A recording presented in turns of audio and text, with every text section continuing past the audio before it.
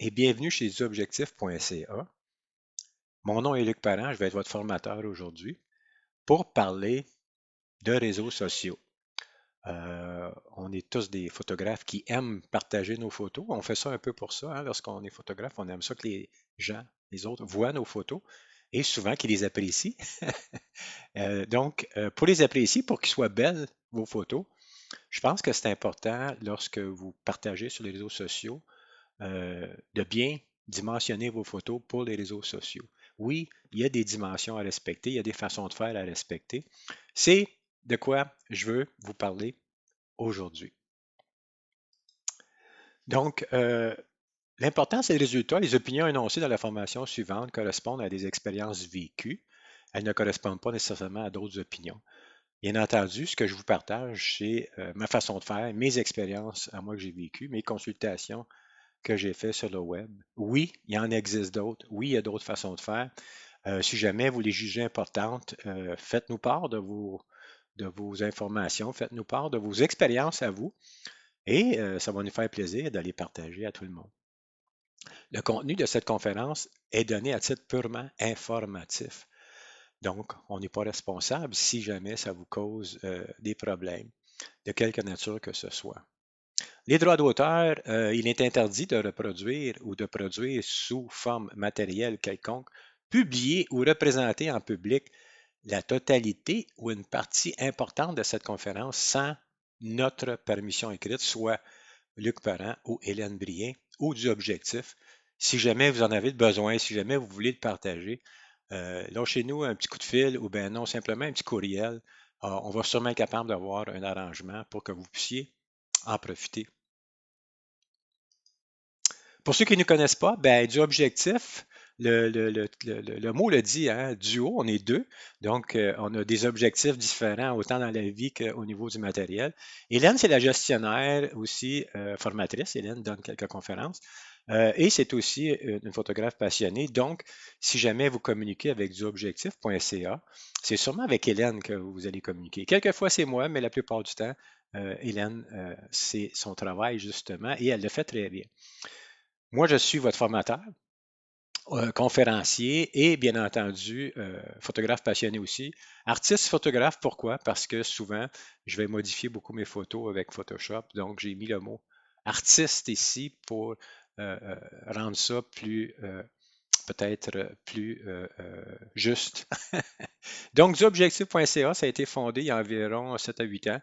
On a décidé qu'on aimait partager ce qu'on fait. On aimait que les gens en profitent. C'est pourquoi on a fondé des objectifs et c'est ce qu'on fait. On vous partage, bien entendu, notre savoir, notre façon de faire et on donne des conférences, des ateliers, on a des guides pratiques, on a de la formation gratuite comme présentement euh, sur notre chaîne YouTube. Donc, dimensionnez vos photos pour les réseaux sociaux. Si on veut partager nos photos, hein, puis il y a plusieurs endroits, il y a plusieurs réseaux sociaux et on veut toujours partager nos photos pour que notre famille et nos amis les voient. Et c'est vraiment un bon moyen, justement, pour découvrir, un, ce que les gens pensent de nos photos et aussi de montrer nos réalisations, de montrer ce qu'on fait. Mais il y en existe plusieurs, il y en a une panoplie. Et chacun des réseaux sociaux ont une façon différente, ont leur façon de faire, et tous ne s'adressent pas aux mêmes personnes. Donc, c'est peut-être important d'aller lire un peu avant si vous n'avez déjà pas affiché vos photos sur les réseaux sociaux. Peut-être aller voir. Chaque réseau se spécialise dans quoi, il est fait pour faire quoi. Il y a certains réseaux, c'est juste pour discuter. Il y a d'autres réseaux, c'est pour vendre.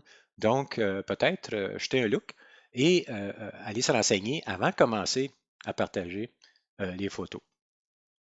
Et bien entendu, ils ne proposent pas les mêmes choses.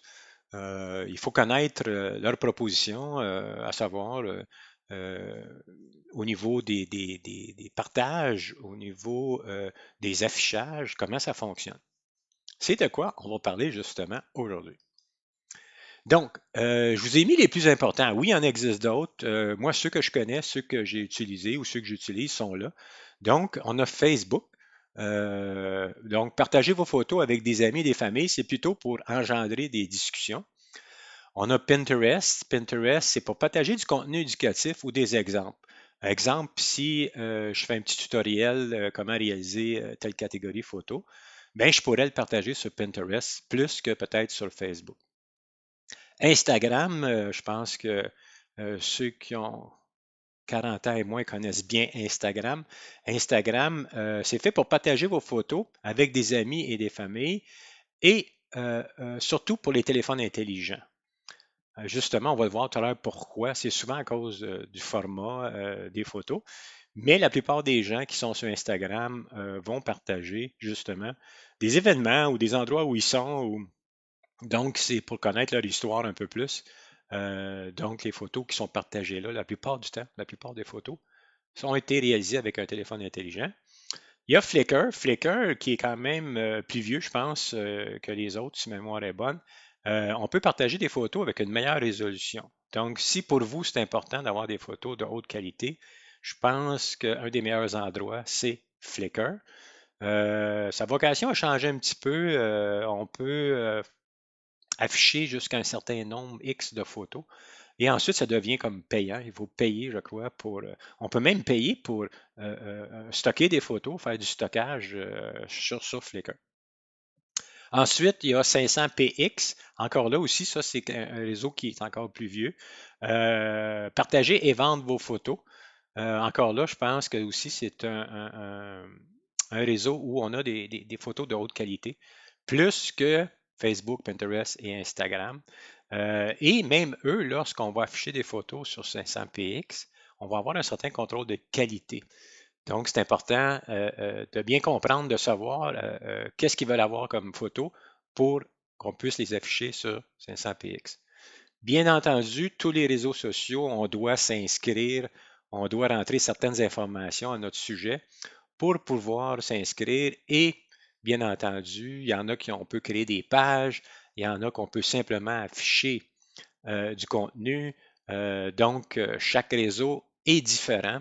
C'est important d'aller bien lire, de se renseigner avant de commencer à afficher pour ne pas être surpris à un moment donné et se retrouver dans un endroit qui ne nous convient pas.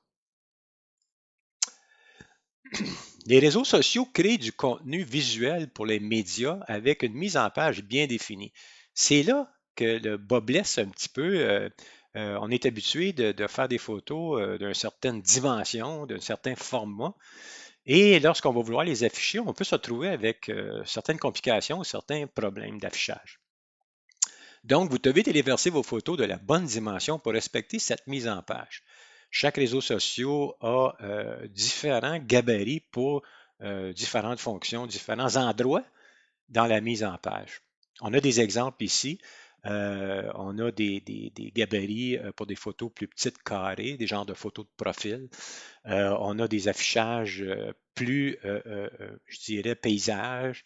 On a des affichages qui sont plus panoramiques. Donc, différents endroits avec différentes dimensions. Pourquoi c'est important de respecter les bonnes dimensions demandées par les réseaux? C'est la grande question. Vous allez me dire, oui, Luc, moi j'en ai envoyé, puis je n'ai pas respecté ça, puis ma photo est là pareil. Oui, c'est fort possible que la photo s'affiche même si on n'a pas respecté les dimensions. Sauf que si la photo n'a pas la bonne dimension pour le cadre où elle doit aller dans le réseau va l'optimiser. Qu'est-ce que ça veut dire optimiser? C'est qu'il va la recadrer, la redimensionner. La photo, elle doit respecter les dimensions. Donc, eux, ils vont prendre votre photo qui ne respecte pas la dimension et ils vont la modifier. Et bien entendu, suite à cette modification ou suite à cette optimisation, il y a des risques de pixelisation, crénelage, ça c'est un gros mot, ce qu'on appelle bien entendu une perte de qualité ou même une perte d'une partie de la photo. Si la photo est plus petite, je donne un exemple ici en bas. Si la photo est plus petite, exemple, j'ai une photo de 600 pixels par 400 pixels et je l'envoie pour la mettre dans le gabarit ici qui dit 1200 pixels par 630. Ce qui va se passer, ben, c'est qu'ils vont devoir modifier la photo. Donc, ils vont l'optimiser. Ça veut dire que c'est l'ordinateur qui va décider qu'est-ce qu'il va faire avec la photo. Et ce n'est pas toujours souhaitable. Ce que l'ordinateur veut faire, c'est qu'il va rajouter des pixels, il va en enlever, il va la couper. Donc, il peut arriver plein de choses. Ce qui va faire que votre photo ne sera pas aussi belle qu'initialement lorsque vous l'avez envoyée pour la téléverser sur les réseaux sociaux. Avant de commencer, on va parler de définition. C'est important de connaître certains mots parce que lorsqu'on affiche ou lorsqu'on veut changer une photo pour être capable qu'elle respecte les gabarits, il y a certaines choses qu'il faut savoir. Donc, voici quelques définitions de base pour bien comprendre cette formation. On va parler de dimension. La dimension, bien, ça correspond à la largeur et la hauteur de votre photo. On a un exemple à droite ici, on a 900 pixels par 600 pixels. Donc, on parle de dimension, c'est le nombre de pixels, la hauteur par la largeur, donc 900 pixels. Dimension, c'est assez facile à retenir. On parle de définition, c'est un mot qui ressemble beaucoup à dimension. Il faut faire attention pour ne pas les mêler tous les deux. La définition s'exprime en mégapixels. On entend souvent ce nom-là, mégapixels, lorsqu'on veut acheter un appareil photo ou lorsqu'on veut calculer justement le poids de la photo. Donc, pour avoir la définition d'une photo, il faut simplement multiplier la hauteur par la largeur et ça va nous donner un nombre de pixels qui est souvent en millions de pixels. C'est pour ça qu'on utilise le terme mégapixels. Donc, ici, on a 600 par 900. Donc, ça va donner ici 540 000 pixels ou en millions de pixels, ici, on aurait 0.5400 mégapixels. Mais là, ici, j'ai donné des exemples avec des petits chiffres, mais maintenant, avec les nouveaux appareils, on parle de 5000, 6000, 7000 pixels de hauteur ou de largeur. Donc, on va se retrouver avec des 20, 40, 50 mégapixels par photo. Ensuite, un autre terme qui se ressemble encore, on va appeler ça la résolution. La résolution d'une photo numérique, c'est le nombre de pixels par pouce ou pixels par centimètre qui est un peu moins utilisé, mais le pixel par pouce, on l'entend souvent, celle-là. Donc, si on regarde l'exemple à droite, j'ai mis des petits carrés là, pour représenter les pixels, mais ça représente tout simplement le nombre de pixels par pouce. On va savoir tout à l'heure pourquoi on peut se servir, pourquoi on aurait besoin de connaître la résolution d'une photo. Ensuite, le format ou le ratio. Le terme ratio revient souvent, c'est un terme anglais, mais on entend souvent parler. Donc, ce n'est pas une mesure, mais plutôt un rapport entre la largeur et la hauteur de la photo. On entend parler aussi pour les télévisions. Hein. On a des télévisions qui sont 16:9. Dans les publicités, on voit ça souvent, 16:9. C'est le rapport entre la hauteur et la largeur qui va définir justement le format de la photo. La plupart des appareils photo réflexes sans miroir vont arriver avec un 3:2, justement. Ensuite, recadrer.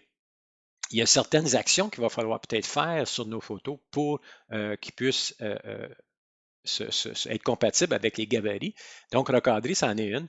C'est simplement supprimer les parties d'une image pour créer un point d'intérêt ou améliorer la composition. On va enlever, on va couper une partie de l'image. Ensuite, on a redimensionner. Redimensionner, c'est changer le nombre de pixels. Quand on parlait tout à l'heure d'optimiser que l'ordinateur changeait des pixels, c'est ça ici, on parle de redimensionner. On va changer le nombre de pixels de la photo ou changer la résolution qui est en PPP, donc le nombre de pixels par pouce, sans supprimer une partie de l'image. On n'enlève pas une partie de l'image, on va simplement changer ici l'image. On peut parler du format de l'image, on peut la rapetisser ou l'agrandir. Donc ça, c'est redimensionner. On va y aller plus en détail pour essayer de comprendre encore plus, parce que c'est important de comprendre ces termes-là. Puis c'est important aussi de savoir comment les faire, comment faire pour être capable, exemple, de recadrer la photo si on nous demande un cadre différent de ce qu'on a initialement dans notre photo. Donc, le recadrage consiste à supprimer des parties de la photo pour créer un point d'intérêt ou améliorer la composition ou changer justement le format de la photo. Certains logiciels utilisent le ratio d'une image pour recadrer. Si vous supprimez des parties de la photo, donc on découpe comme avec des ciseaux, c'est pour ça que j'ai mis les ciseaux là pour vous faire comprendre que recadrer, c'est vraiment à découper. Vous supprimez aussi des pixels, on enlève des pixels dans la photo. On sait que on a tendance à dire souvent que plus on a de pixels dans la photo, plus la photo va être belle. Donc, si jamais on enlève, on en coupe, on va perdre la qualité aussi de la photo. C'est important à bien comprendre. Il ne faut pas exagérer, c'est comme dans tout, hein. Si on la coupe comme ici, je vous donne un exemple. Je l'ai recadré 16:9, la photo. Donc, je vais aller découper des parties de la photo. Je vais avoir beaucoup moins de pixels que lorsque la photo était originale. Pour ce faire, ben, si on va, exemple, dans Lightroom, on s'en va au niveau de l'aspect. On regarde dans le graphique de droite en bas. On a l'outil aspect. Et là, on nous offre différents formats qui sont déjà là. 1.1, 4.5, 5.7. 5.7, ça vous dit quelque chose? Les fameuses photos 5.7. Ensuite, on a 2.3, 4.6, encore là. 2.3, c'est la même chose que 4.6. C'est pour les photos, justement, 4 par 6. Aussi, on peut personnaliser ces réglages-là, ces ratios-là. On peut nous-mêmes décider de faire des 1,5, on peut faire ce qu'on veut. Donc, c'est simplement d'aller dans l'outil aspect et d'aller introduire un rapport longueur et hauteur pour personnaliser justement le recadrage. Pour ce qui est de redimensionner une photo, j'ai mis une loupe et non pas des ciseaux. Pourquoi? Parce que la loupe, elle va agrandir la photo. Donc, la plupart du temps, on va agrandir ou même des fois rapetisser selon ce qu'on a besoin de faire. C'est pour ça que j'ai mis la loupe et non pas les ciseaux. Donc, la différence entre les deux, j'espère que c'est clair. Recadrer, on découpe. Et redimensionner, on fait simplement rapetisser ou gonfler la photo. Donc, redimensionner une photo consiste à changer le nombre de pixels. On va vraiment changer le nombre de pixels. Ici, j'ai mis un exemple. On part d'une photo de 4 par 6 ou de 6000 pixels par 4000 pixels et on va la rapetisser à 3000 par 2000 pixels. Comment ça fonctionne? C'est l'ordinateur qui va s'en occuper et il va aller décider lui-même les pixels qui ne sont pas importants et il va aller les enlever tout simplement pour nous donner une photo qui est beaucoup plus petite. C'est sûr que si on veut l'imprimer, puis on veut l'imprimer plus grande, ça ne donne rien de la rapetisser parce qu'on perd des pixels, donc on perd la qualité de notre photo. C'est pas ça qu'on veut. Mais par contre, on peut la rapetisser pour la mettre sur les réseaux sociaux. Parce que les réseaux sociaux, on n'a pas besoin d'avoir des grandes photos. Les photos, on peut les mettre beaucoup plus petites. Donc, c'est l'ordinateur qui calcule, il va enlever ou il va ajouter des pixels selon ce qu'on va lui demander de faire. Donc, si je dimensionne une photo, je vais changer les dimensions ou la résolution, le poids de la photo. C'est sûr que si on enlève ou on rajoute des pixels, si on en rajoute, le poids va augmenter. Si on enlève, le poids va diminuer. Mais il ne faut pas oublier que lorsqu'on dit toujours moins de pixels est égal à moins de qualité. Pour ce faire, ici, je donne un exemple dans Photoshop, le panneau de droite complètement. On va aller dans taille de l'image et là, on peut nous-mêmes aller changer la largeur, la hauteur, ainsi de suite. Et la plupart du temps, si on garde le même ratio, ça veut dire le même rapport hauteur-largeur, la plupart du temps, les dommages sont moins grands. Si on change vraiment aussi la grosseur de la photo, puis on change aussi son format, à ce moment-là, l'ordinateur va travailler beaucoup plus fort et le risque justement d'avoir une moins bonne qualité va augmenter. Donc, vous pouvez aller voir dans vos logiciels respectifs. Pour ceux qui n'ont pas de logiciel photo, il existe des logiciels dont, exemple, Photoshop Express ou des choses comme ça. C'est complètement gratuit. Vous pouvez aller redimensionner vos photos en ligne et vous allez pouvoir justement aller afficher vos photos pour ceux qui n'ont pas de logiciel de traitement de photos. Les dimensions d'une photo. Donc, la dimension d'une photo numérique peut s'exprimer en nombre de pixels ou en pouces. C'est ça qui est un peu mélangeant, là. Si je vais m'acheter un cadre 5.7, puis je dois convertir des pixels en pouces, à ce moment-là, ça devient peut-être un peu complexe. Donc, le nombre de pixels ou de pouces sur sa longueur et sa hauteur. Exemple, ici, j'ai une photo qui a 1800 pixels et qui mesure 6 pouces. Au niveau de la hauteur, j'ai 1200 pixels par 4 pouces. Si on fait un petit calcul rapide, on se retrouve avec notre ratio qui est 3:2. Donc, 3 fois 6, 18, c'est 300. Donc, 6 fois 300. Donc, on aurait 300 pixels au pouce. C'est pour ça que je vous ai mis des petits chiffres en jaune.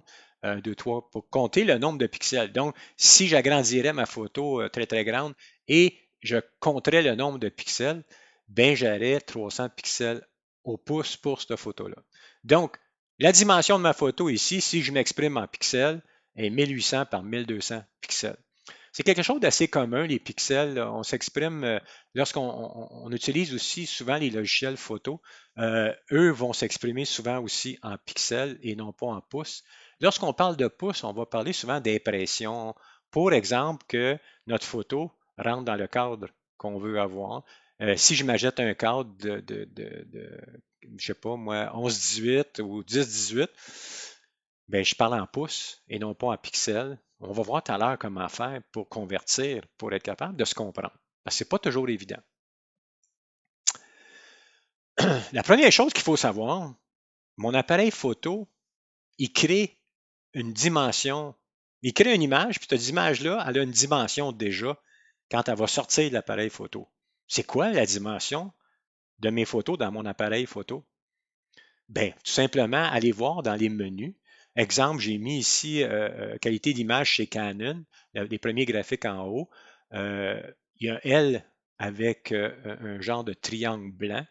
Et à ce moment-là, on peut aller un peu plus loin et aller se renseigner. Si je vais dans le deuxième graphique, on voit bien que le L, il s'est marqué 45 mégapixels. Hein, il y a un M à côté, donc 45 mégapixels. Ma photo, elle aurait 8192 par 5464.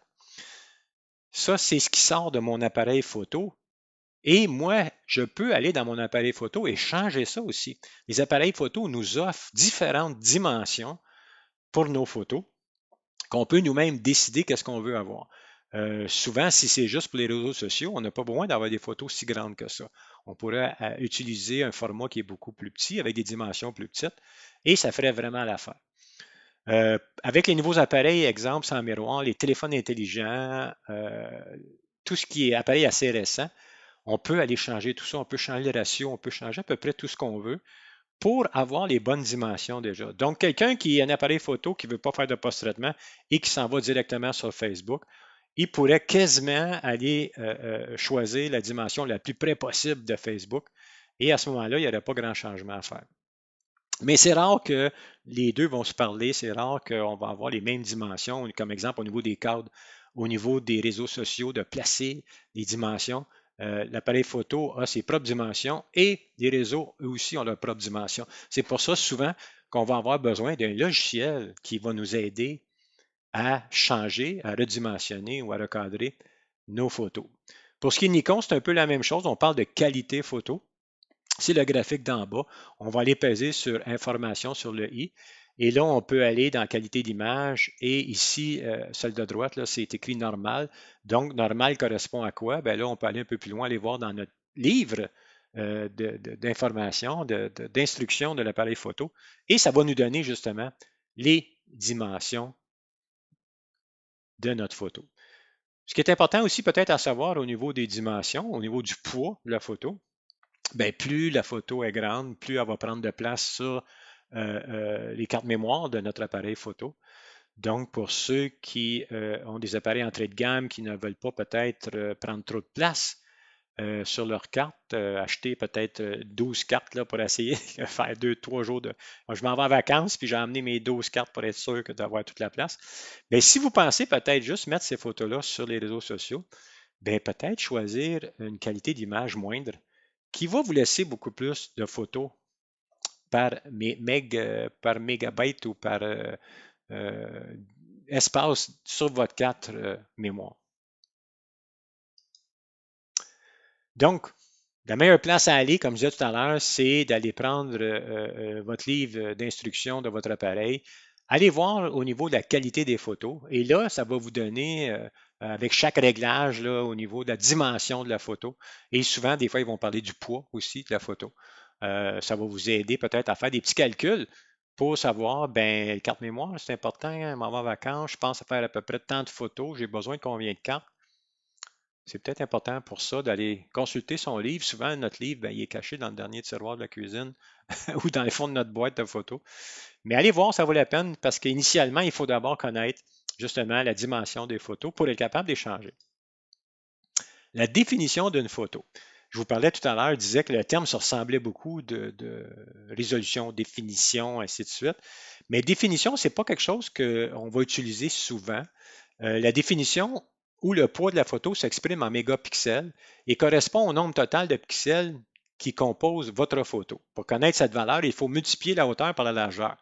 Donc, si vous connaissez votre photo qui sort de votre appareil, des dimensions qu'elle a, vous avez simplement à multiplier les deux et ça va vous donner la définition ou le poids de la photo. Exemple ici, si j'ai 1800 pixels par 1200 pixels sur ma photo, ça va me donner une photo de 22 mégapixels. Mais comme je vous dis, ce n'est pas un terme qu'on utilise souvent. Ce n'est pas quelque chose qui est commun. On entend souvent parler lorsqu'on a des publicités. J'en ai mis en bas à droite une petite publicité qui dit, on parle du Canon R5 justement. Donc, qualité d'image supérieure avec un nouveau capteur CMOS plein cadre de 45 mégapixels. Donc, maintenant, vous allez savoir qu'est-ce que ça veut dire lorsqu'on va vous parler de mégapixels. C'est simplement une autre façon de vous présenter les dimensions de la photo qu'on peut réaliser avec ces appareils-là. Mais quand on parle en publicité, bien, plus le chiffre est gros, plus c'est impressionnant. C'est ce qu'ils veulent faire. Ils veulent vous impressionner avec leurs millions de pixels. Mais on pourrait avoir une petite discussion là-dessus parce que justement, je viens d'acheter le R5 et je le comparais avec le R6, qui est un appareil qui est beaucoup moins cher. Et pour certaines conditions de lumière, il disait que la résolution, la définition des photos était beaucoup moins grande, mais était meilleure parce qu'il disait que pour la même grandeur de capteur, le capteur, c'est ce qui est en arrière de l'appareil qui va changer la lumière en image. Si les pixels sont trop serrés, il y en a plus, donc il essaie toujours d'en mettre plus possible, un peu comme dans les téléphones intelligents. Bien, ce qui arrive, c'est que le fait ils sont trop collés les uns sur les autres, ça peut créer une certaine distorsion, ça peut abréger ou endommager la qualité d'une photo dans certaines conditions. Exemple, lorsqu'il n'y a pas beaucoup de lumière, des choses comme ça. Mais est-ce que c'est un avantage? Est-ce que ça n'en est pas un? Je vous laisserai décider. Plus on a de mégapixels, plus on est capable de recadrer sans avoir trop de pertes de qualité. Donc, plus on a de pixels, si on en coupe, il nous en reste quand même assez, plus que si on avait moins de mégapixels. C'est des discussions qu'on pourrait avoir, s'amuser à discuter longtemps. Mais bon, l'important ici, c'est que vous sachiez, quand on va vous dire des mégapixels, que l'appareil est capable de faire 45 mégapixels, vous allez savoir de quoi il se retourne. La résolution maintenant. La résolution, je dirais que c'est encore le nombre de pixels, mais ici, on le met par pouce ou par centimètre. Mais vous allez plus souvent entendre parler par pouce. On est au Québec. Si en Europe, on va parler plus de centimètres. En Amérique du Nord, c'est plutôt des pouces. Donc, le terme PPP, c'est pixels par pouce que vous allez entendre. Il y a le terme anglais aussi qui va être un peu différent, mais c'est un peu la même chose. Donc, si je vous donne un exemple, la photo en bas ici, le petit carré rouge que j'ai découpé, c'est un carré de 1 pouce par 1 pouce que j'ai découpé dans la photo. Je l'ai agrandi à 300-400% à droite. Et si on se met à compter les pixels, dans un pouce, si ma photo a 300 pixels au pouce, donc 300 ppp, je devrais avoir 300 pixels de hauteur et 300 pixels de largeur et hauteur, donc les deux. Donc, la résolution de la photo qu'on aurait ici, ça serait 300 ppp. À quoi ça me sert, ça, de savoir ça? Bien, c'est lorsque vous allez faire peut-être imprimer les photos, lorsqu'on va passer de quelque chose de numérique, de théorique un peu, puis on va le mettre en pratique, on va le mettre sur du papier. À ce moment-là, c'est important. L'imprimeur, ça se peut qu'il vous demande d'avoir une certaine résolution de vos photos. Il y a certains concours aussi qui vont vous demander d'avoir une certaine résolution de vos photos pour être capable de les imprimer, tout simplement. On va en parler plus précisément tout à l'heure, voir quelle différence qu'il y aurait entre une 100 pixels au pouce et une 300 pixels au pouce. À l'ordinateur, il n'y en a pas, mais si je veux l'imprimer, j'aurai une différence au niveau de la dimension et surtout au niveau de la qualité de la photo imprimée. On y arrive. Un peu difficile à comprendre, mais il faut quand même le démystifier parce que c'est quelque chose que si vous faites de l'impression ou si vous sauvegardez des photos dans votre ordinateur, ça donne rien de les mettre en 300 ppi si vous ne les imprimez pas. Donc, la résolution d'une photo n'a aucune influence sur son affichage à l'écran. Donc, qu'on ait 300 ppp, 100 ppp, 72 ppp, ça n'a aucune importance au niveau de la qualité de l'affichage sur l'écran. Seul compte ses dimensions en pixels. On l'a vu tout à l'heure, les dimensions, c'est le nombre de pixels à hauteur par la longueur. Ça, c'est important lorsque vous voulez l'afficher sur l'écran. Mais si vous voulez l'imprimer, à ce moment-là, oui, la résolution peut devenir importante.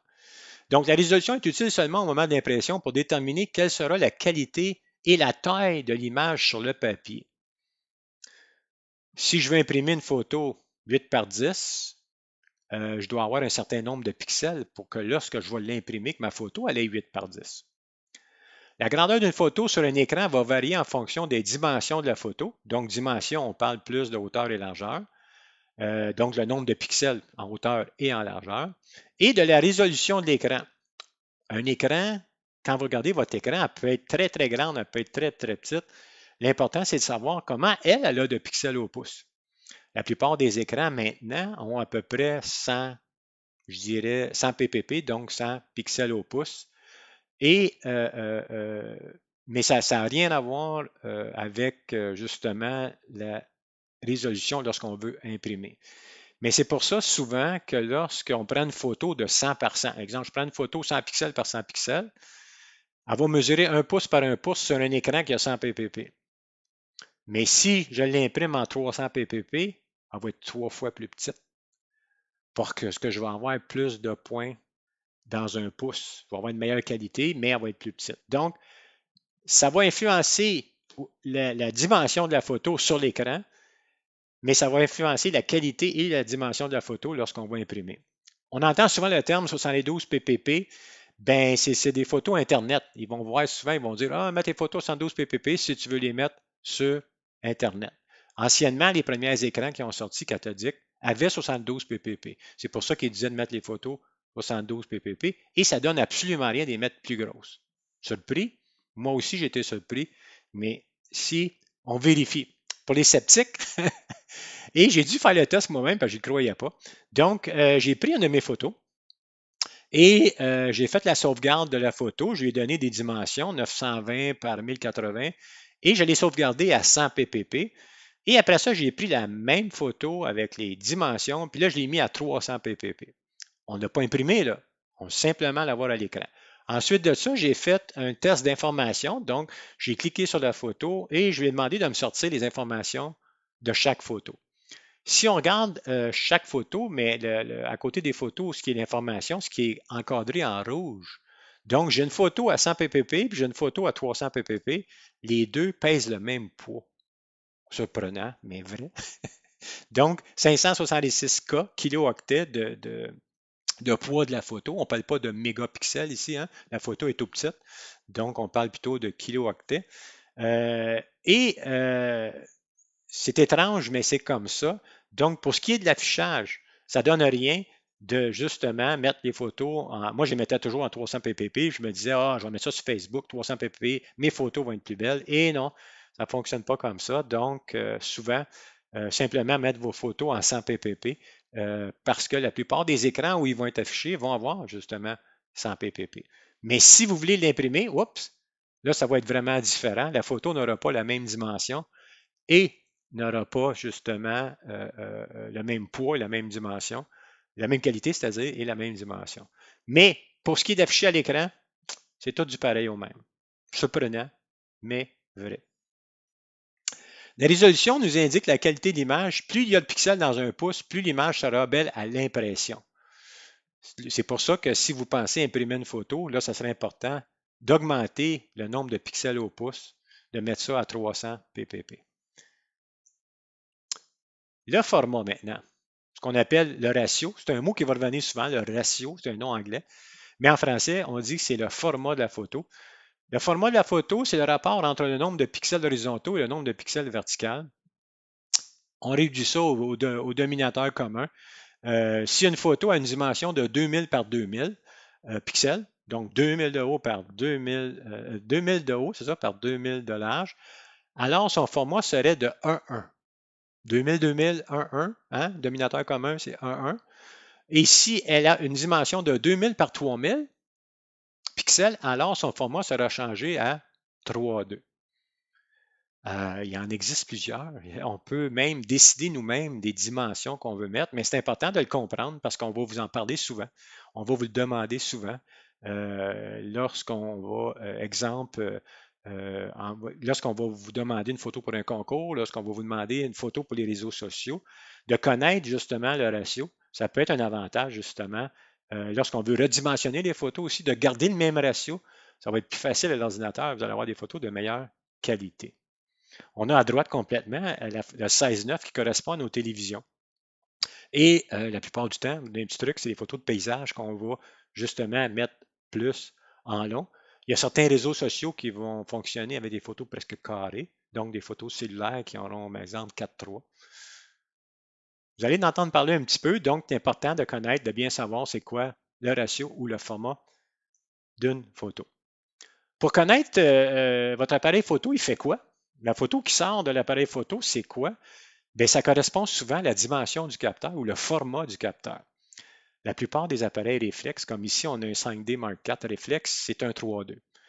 Initialement, la photo qui va sortir de l'appareil, on le sait que les pixels, hein, 5760 par 3840, avec un ratio de 3:2.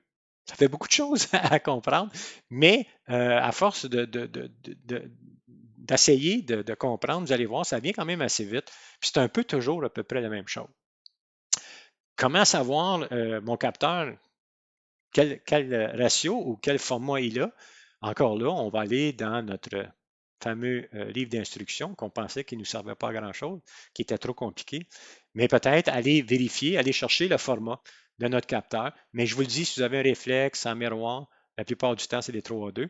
Cellulaire, bridge, compact, à ce moment-là, les capteurs sont différents. Il faut vraiment aller voir dans les livres d'instructions pour savoir exactement qu'est-ce qu'on a dans notre appareil. Comme je disais, les capteurs ne sont pas tous pareils. C'est plate, hein? Il aurait pu mettre des capteurs tous pareils dans les appareils, ça a été beaucoup plus simple. Ben non, pourquoi faire simple quand on peut compliquer? Donc, les appareils photo numériques n'ont pas tous les mêmes capteurs, le même format.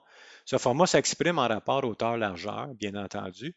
Dans les appareils professionnels, les appareils photo semi-professionnels, même entrée de gamme, souvent, on a deux genres de capteurs. On a plein format qu'on appelle et on a le capteur APS-C.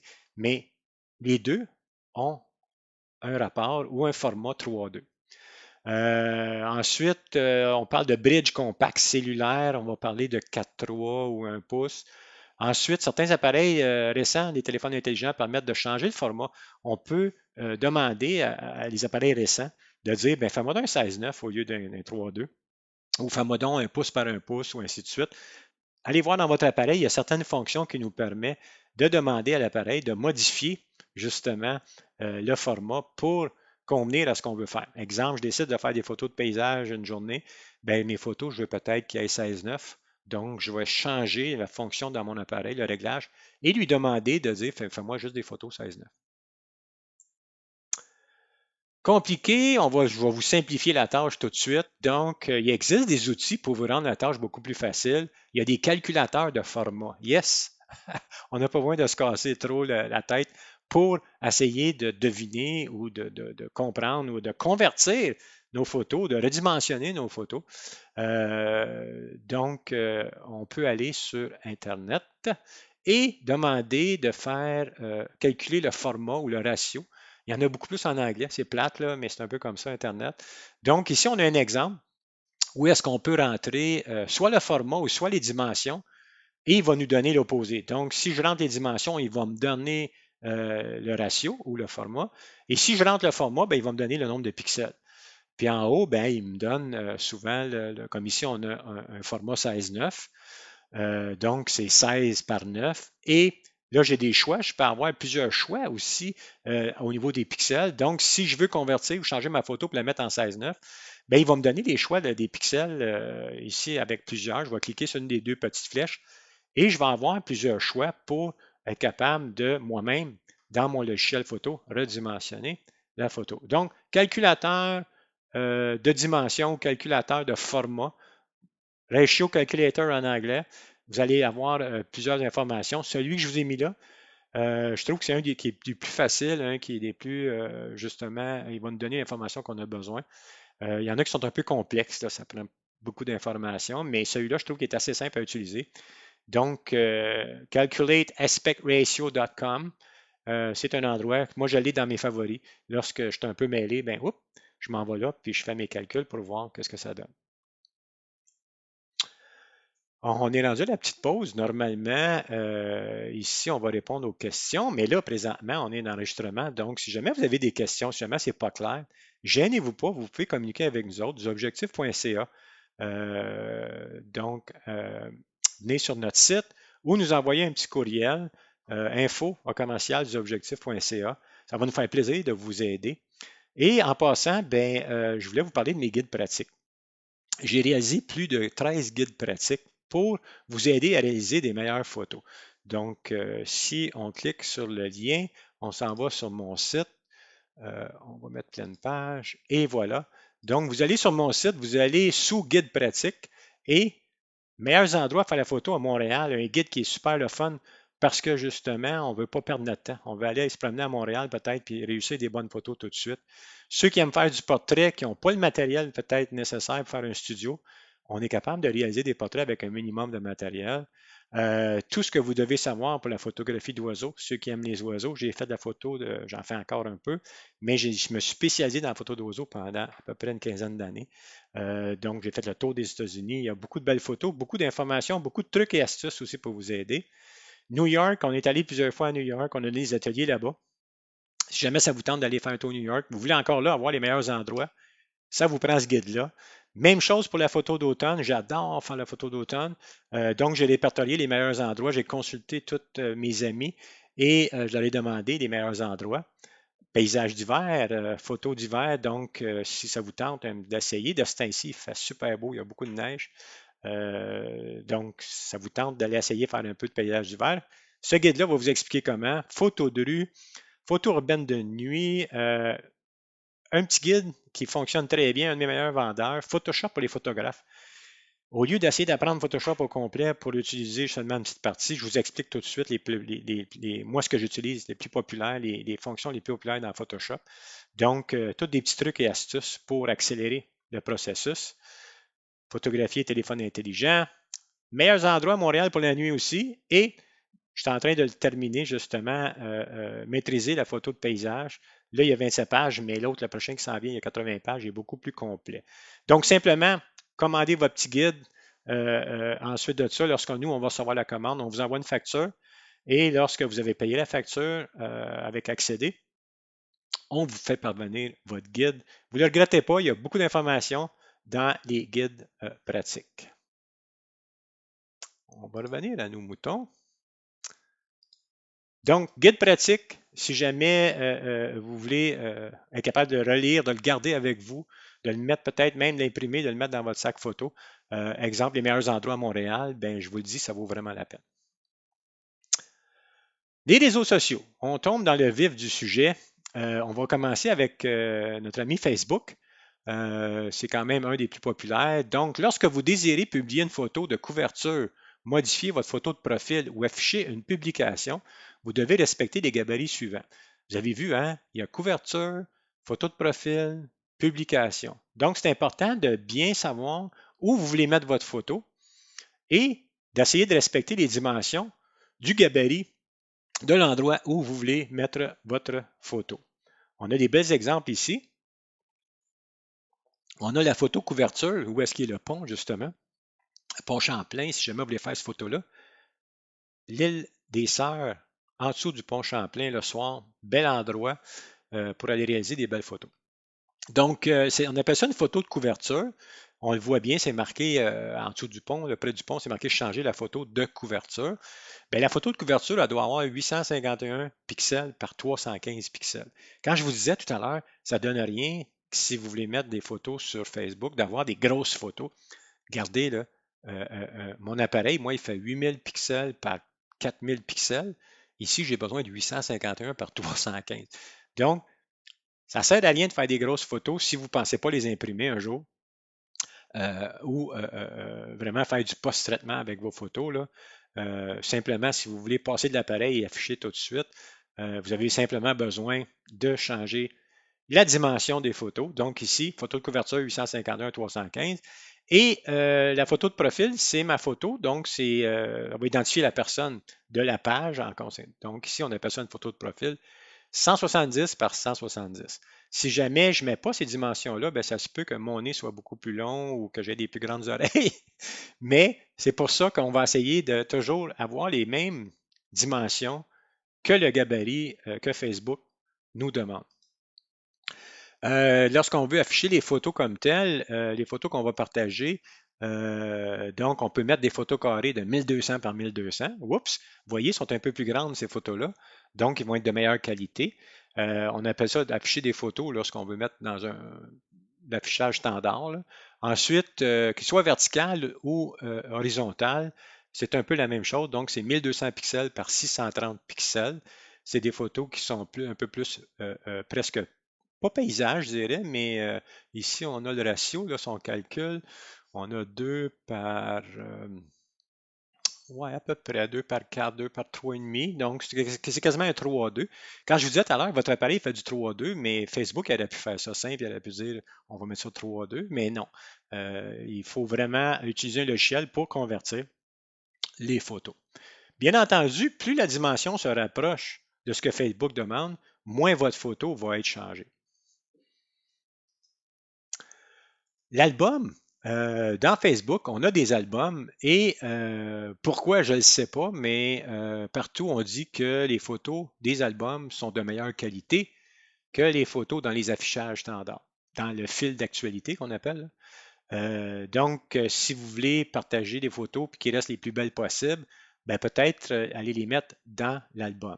Encore là, les photos dans l'album, c'est 1200 par 630. C'est sûr que si je mets une photo de 600 par 400, puis j'envoie ça là, bien, c'est sûr que ma photo va être modifiée. Ça se peut que la photo, les dimensions soient changées, que l'ordinateur a essayé de faire l'extrapolation pour essayer de remplir le gabarit. Votre photo ne sera peut-être pas aussi fidèle qu'elle l'était. Donc, c'est important pour vous que vos photos restent ce qu'elles sont. Bien, on va essayer de redimensionner, recadrer les photos avant de les afficher sur Facebook. Donc, Facebook, c'est utiliser les bonnes dimensions. On va le répéter une autre fois.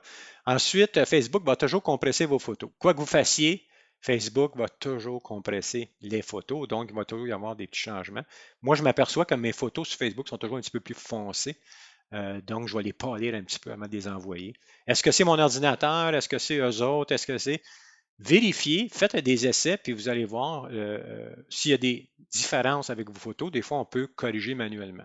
Ensuite, le profil de couleur, pour ceux qui savent qu'est-ce que c'est, chaque appareil a son propre profil de couleur. Bien, Facebook utilise le sRGB. Ensuite, meilleure qualité dans les albums. Donc, vous êtes plus avantageux de mettre vos photos dans les albums que dans le fil d'actualité. Utilisez un format JPEG ou PNG. C'est ce que Facebook demande, un format lorsqu'on va sauvegarder nos photos. Si nos photos sont en RAW, une photo brute, on va les convertir en JPEG ou en PNG. J'ai fait le test JPEG ou PNG, je n'ai pas vu de différence. Mais PNG sensiblerait que c'est un format qui est beaucoup plus complet que JPEG, il y a beaucoup moins de compression. Mais bon, comme je vous dis, pour la dimension des photos là, qui ne sont pas tellement grandes, moi, je n'ai pas vu vraiment de différence. Donc, les deux fonctionnent. On va aller dans Pinterest. C'est toujours le même principe, hein? Chaque réseau social a ses gabarits, a sa façon de faire. Il faut essayer de les respecter le plus possible. Et ça change d'une année à l'autre. Ici, je vous ai mis Pinterest 2022. Ça se peut, on est en 2023. C'est fort possible que ça n'ait pas avoir changé. Donc, photo de profil, la même petite photo que tout à l'heure, 720 par 720, ça va bien. Par contre, on voit que c'est différent au niveau des photos de portrait. On a 1500 par 1000. la plupart des photos affichées dans Pinterest vont avoir cette dimension-là. C'est plutôt des formats portraits qui vont être affichés sur Pinterest. Instagram, ceux qui font beaucoup de photos avec leur téléphone intelligent, ça va vous intéresser. Donc, pour les dimensions 2022, la photo de profil est à 360 par 360, meilleure qualité que les autres. Hein? La dimension, parce qu'on l'a dit tout à l'heure, plus il y a de pixels, plus on a de la qualité. Les dimensions d'une photo, 1080 par 1080, sont qu'on a des photos carrées. Et la dimension d'une photo horizontale, 1080 par 566. Pour ce qui est Instagram cellulaire, c'est 1080 par 1350. Donc, ce réseau social-là va avoir une tendance plus à être plus au niveau téléphone intelligent que les autres. Flickr. Flickr, il n'y a pas vraiment de restriction. Moi, les photos que je mets sur Flickr, ils ont 1920 par 1080, mais ils ont un poids maximum. Ah, regardons. Donc, 200 mégabytes ici, ou 200 mégaoctets, ou 200 meg. Il ne faut pas dépasser ça. Même si vous faites une photo qui dépasse ça, vous allez l'afficher, ils vont vous la refuser. Donc, c'est important, eux, de ne pas dépasser un certain poids. Quand on disait tout à l'heure qu'il y a certains réseaux sociaux qui vont parler des dimensions, puis il y en a d'autres qui vont parler du poids. Flickr, c'en est un qui ne veulent pas qu'on dépasse un certain poids. 500 pixels, la même chose. Donc, eux, ils veulent que ce soit des fichiers JPEG avec un minimum de 3 MB. Tout à l'heure, ici, attendez, quand je vous ai parlé de Flickr, c'est 200 MB et non pas 200. C'est un peu la même chose. OK, c'est un peu la même chose, donc il n'y a pas de problème. Donc, un fichier JPEG avec un minimum de 3 MB, on ne peut pas dépasser 3 MB. Et eux, ils ont un contrôle de qualité. Donc, si la photo n'est pas de qualité, que ce soit au niveau de l'esthétique, au niveau des dimensions, au niveau du nombre de pixels, ils vont la refuser, tout simplement. Donc, sur ce site-là, vous allez avoir une certaine qualité de photo que vous n'aurez pas sûrement sur les autres sites. Maintenant, si on veut modifier nos photos, ça nous prend des outils. Donc, il y a Photoshop qui existe, qui est payant pour recadrer et dimensionner les photos et plus. Lightroom, la même chose, c'est payant. Il y en a qui sont gratuits. Photoshop, les standards, mais il y a, par exemple, Photoshop Express, Lightroom Express, qu'on peut trouver, qu'on peut avoir sur mobile ou sur l'ordinateur, qui peuvent nous servir à redimensionner. Il y a même Adobe qui fait ces deux logiciels-là, ont des logiciels en ligne qui vont se spécialiser, exemple, juste dans le redimensionnement ou juste pour recadrer. Donc, allez fouiller un petit peu, faites des recherches sur Internet, Photoshop mobile ou, exemple, Lightroom mobile, parce que si vous êtes habitué de travailler déjà avec Photoshop, Lightroom, et souvent c'est les mêmes commandes, donc c'est beaucoup plus facile. Ou si vous n'avez pas Photoshop et Lightroom, vous pouvez commencer avec ces petits logiciels-là. Donc, je l'ai mis. Adobe Express, tiens, je l'ai mis justement. Le dernier en bas, c'est Adobe Express. C'est gratuit. On peut recadrer et dimensionner des photos. Et ça fonctionne très bien, je l'ai essayé. Il y a Photoshop Express qui, lui, est beaucoup plus de fonctions, mais il y a les fonctions recadrées et dimensionnées dans le logiciel. Donc, vous ne voulez pas vous casser la tête d'installer un gros logiciel ou de payer pour un gros logiciel. Il existe des logiciels gratuits. Assurez-vous que c'est des bons logiciels, puis comparez les photos. La photo initiale avec la nouvelle photo redimensionnée pour être sûr qu'il n'y ait pas de perte de qualité. Mais je vous dirais, Adobe, c'est très fiable. Moi, je me fierais beaucoup à Adobe Express.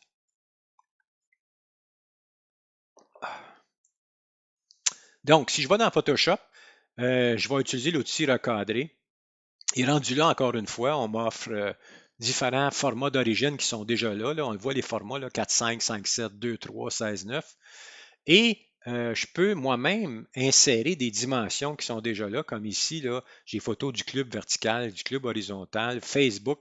J'ai déjà mis des dimensions dans mon Photoshop. Ça, c'est un bon truc pour redimensionner nos photos. On oublie souvent, des fois, on les redimensionne pour le club photo, puis après ça, on la met sur Facebook, puis on oublie de la redimensionner Facebook.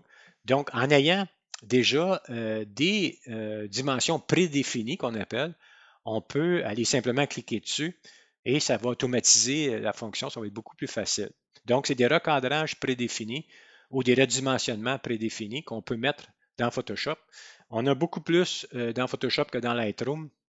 Lightroom, ben, il faut, lorsqu'on va aller exporter le fichier, c'est là qu'on va redimensionner ou recadrer le recadrer, excusez, on peut le faire avant, mais redimensionner la photo, il faut aller à l'exportation pour le faire.